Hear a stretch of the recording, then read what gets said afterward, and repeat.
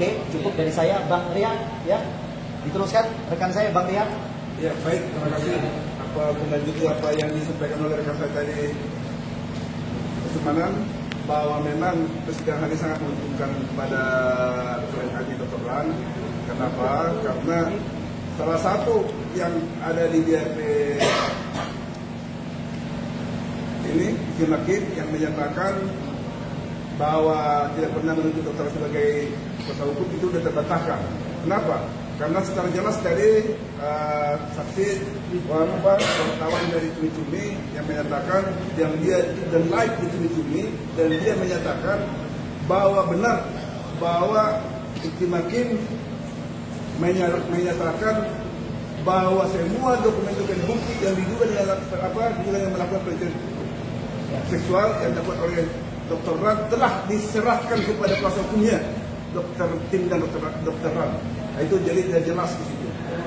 Dan selanjutnya saksi daripada Pahala menyatakan bahwa dia tidak secara jelas tentang masalah tadi ada yang disampaikan bahwa menyatakan bahwa ada tadi semacam tekanan terhadap wartawan supaya tidak datang. Itu sudah jelas tadi dikatakan bahwa dia cuma menafsirkan, sedangkan ini kan saksi fakta. Jadi sudah jelas secara fakta bahwa rekan Dr. Ran tidak ada pernah menghalang-halangi, merintangi untuk saksi itu supaya sidang, supaya hadir dalam persidangan. Itu sudah jelas tadi dari terungkap dalam persidangan. Terima kasih. Mungkin dilanjutkan langsung oleh baik kita. Nah, kalian kan tahu saya nggak pernah kenal itu, nggak pernah ketemu saya dengan Pahala itu, dan saya chatting baru itu, nomornya juga saya dapat dari yang lain. Jadi udahlah, belajar aja dari kasus ini, belajar dari kasus Jak TV, jangan nanti terseret masalah hukum. Saya malas saja berdebat. Orang memang diatur undang-undang pokok pers, Dewan Pers berhak menolak. Karena itu saya mengingatkan. Nah, tapi saya katakan sekali lagi, saya tidak membenci majelis, saya membenci JPU. Justru saya menunggu keberadaan Dodi Harian supaya dia bisa kami sikap secara hukum dan tidak hukum yang rahmat Pak. Bapak semua, Pak Rihat, Pak Lecu, teman-teman semua ini. Tapi ternyata dia tidak datang. Menurut saya dia takut.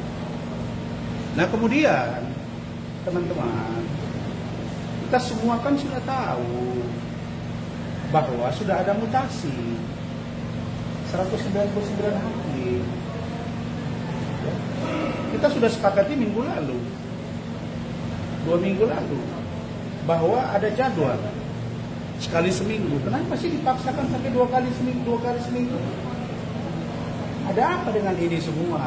Makanya saya katakan tadi, ya kok saya nurani saya itu nggak bisa, kan kita punya nurani, nggak bisa kita menolak dan berbohong dengan nurani kita. Maka ya bagi kami mau 3 kali seminggu, mau tiap hari pun sidang nggak ada masalah.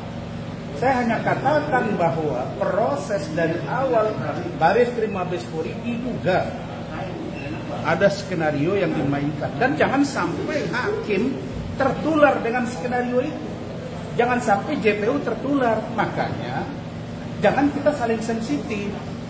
Sekarang yang dipersoalkan di sini apa? Saya terdakwa dan hormat. Dan kasus ini remeh-temeh. Kebetulan saja terlapornya Rasman, public figure. Kebetulan saja pelapornya Hotman, public figure. Itu doang. Emang ada kerugian negara di sini 937 triliun? Emang ada saya merampok uang negara sini 60 miliar? Emang ada saya sembunyikan 5,5 miliar di bawah tempat tidur saya? Tidak ada. Tidak ada. Kalau saya katakan tim hukum saya banyak yang memundur, benar. Karena terlalu sensitif. Pak Iskandar ini dia mau ngomong, izin balik langsung ke stop, padahal dia mau ke toilet. Kan sulit. Maksud saya, sudahlah. Kalian menonton sendiri gitu loh. Nah sekarang kalian ini gara-gara bertanya tim hukum saya, nanya identitas wartawan, sudah, kalau sudah harus pakai surat. Jadi ini apa sih namanya? Ini otoriter atas nama punya kewenangan, terus diterapkan kepada semua orang.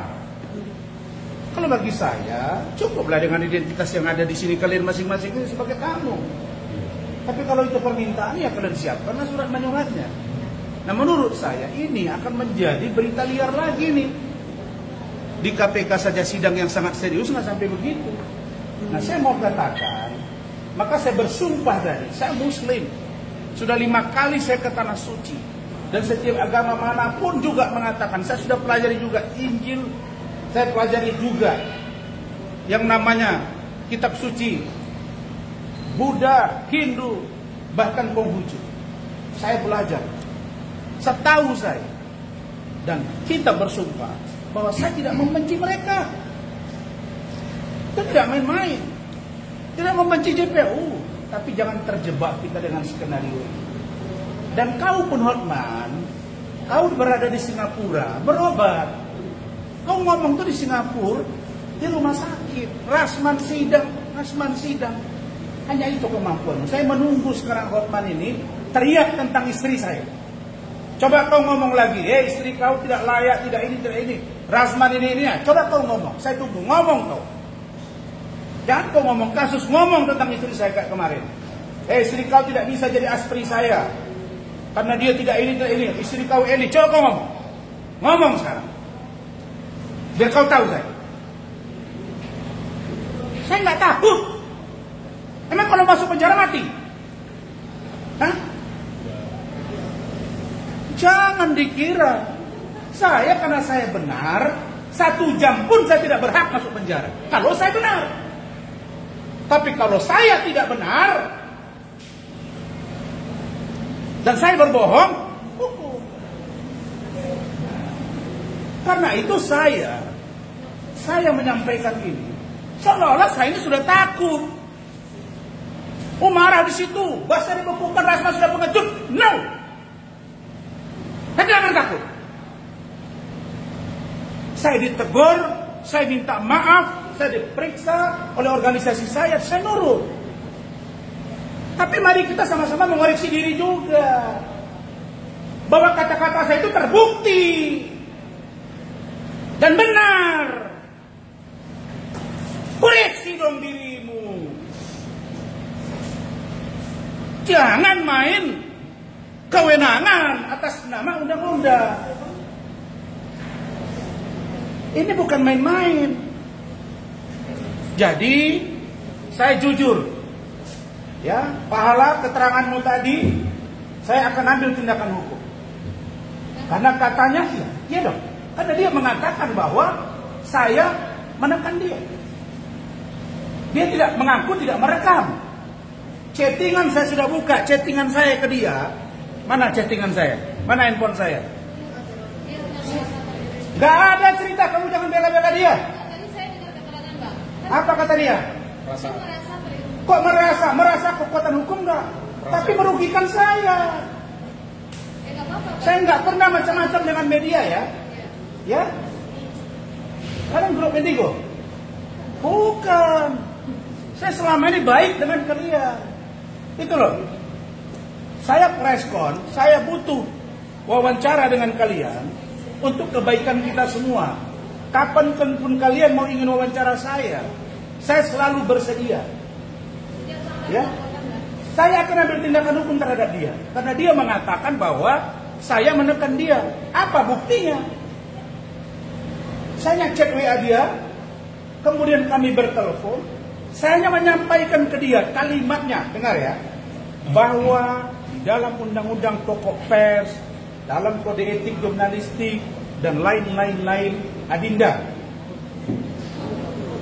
wartawan berhak untuk tidak, 1, bersedia diperiksa di kepolisian, diperiksa di pengadilan sesuai dengan urutan-urutannya. Misalnya Pemret, lapor dulu ke Pemret, lapor dulu ke Dewan Pers. Kejaksaan Agung saja mentersangkakan Jak TV, mereka lapor ke Dewan Pers.